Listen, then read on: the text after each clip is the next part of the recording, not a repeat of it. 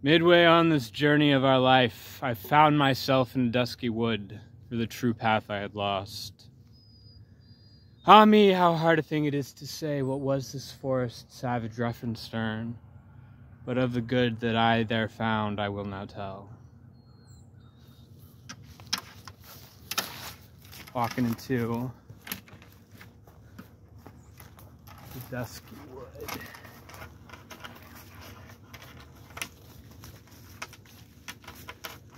Only not dusk, it's dawn.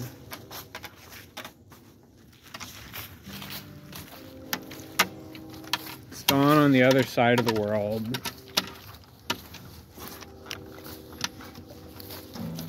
The natural way of things is to it feels like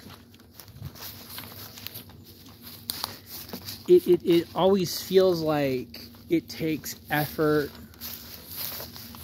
for creation of new things. It requires suffering, and you're always like,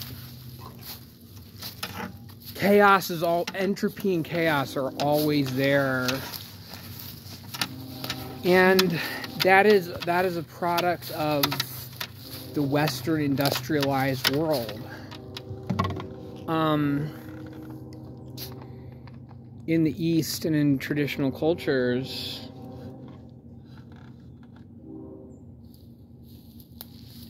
they look at, I thought I saw a hawk over there, but I think it's just a bunch of leaves. Pareidolia.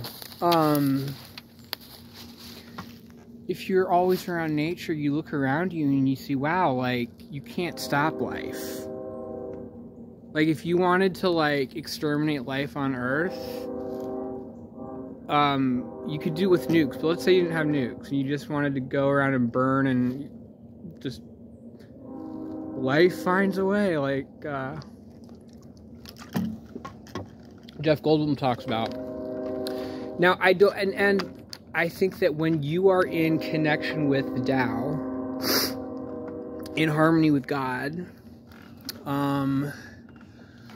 awakened, or in the Christian terminology, a member of the kingdom of heaven, that you have found salvation, you've discovered grace, you've discovered redemption, returned home. And the nature of these things is what in Buddhism they call enlightenment, but there are different angles at it, and I hate the term enlightenment. I think they're just better words. It's very, I want to get into that. And you know what else is interesting about my sense of spirituality? I have so rarely had any interactions with people who I can actually discuss some of this deep esoteric stuff. It's all been through books and prophecy, and there's a sort of beauty in that, because I feel like I got it from, you know, the source. And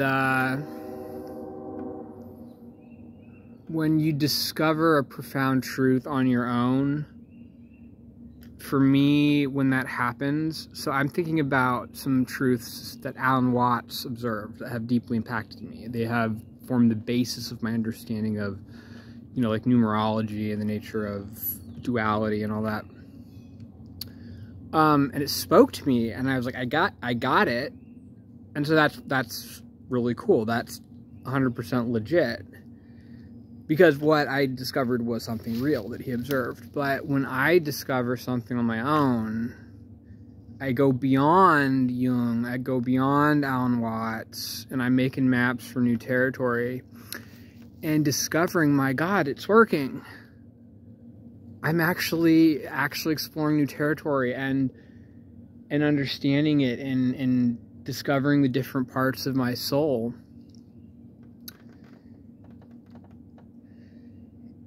And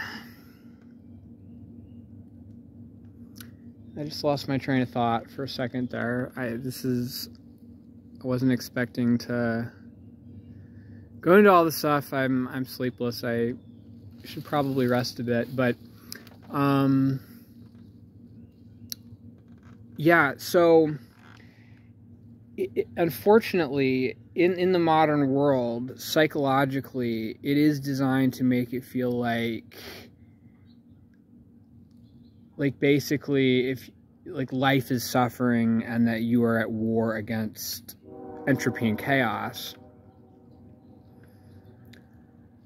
But if you are, I believe that living in nature and living in traditional communities, maybe if you are a monk in a monastery, you know, of various types. There are mystics of all different types of religions, and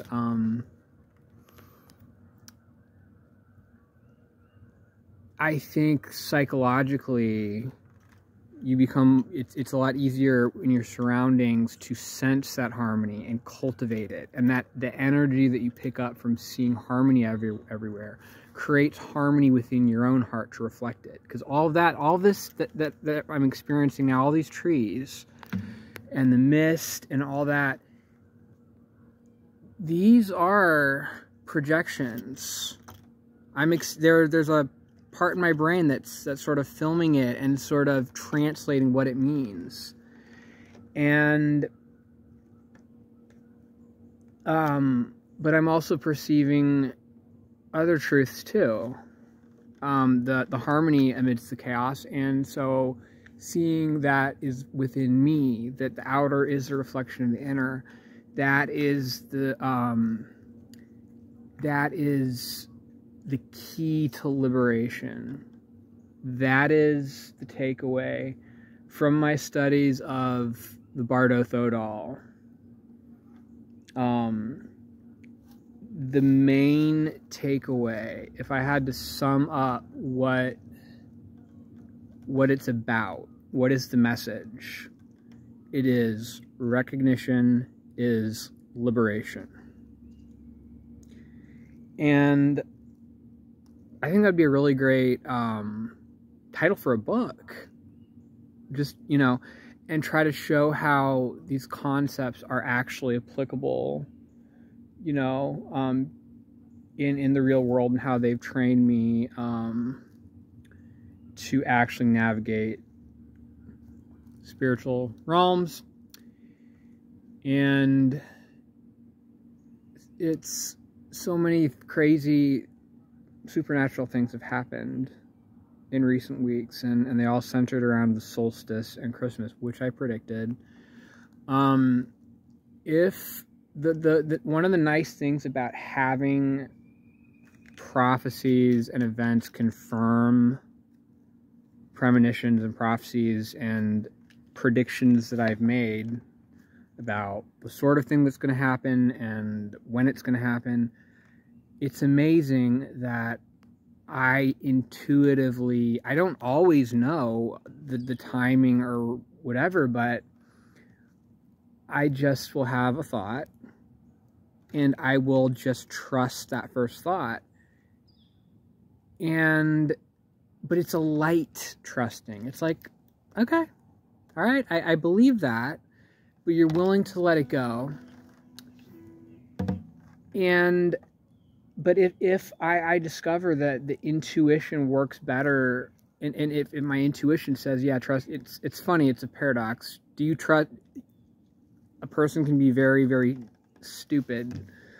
And I know one person, a relative, who was like, I'm so intuitive. And she would randomly, we were driving and she's like, you know what? I think that person next to us is a cop. Because my intuition told me that. And honestly, I think that she's one of the most unself-aware people I've ever known. And it's just a fantasy that, you know, she just, magical thinking. I could be accused of having magical thinking, but I would make a distinction between what I think of as magical thinking and the correct application of spiritual principles to affect your physical and psychological condition, which at minimum is a psychological benefit, but it also has metaphysical properties.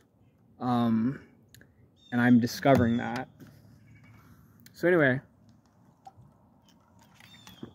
that's all I got to say. I feel like a little bit of a fire hydrant. And I got to calm down, but that's good. That's good. Today is a new day.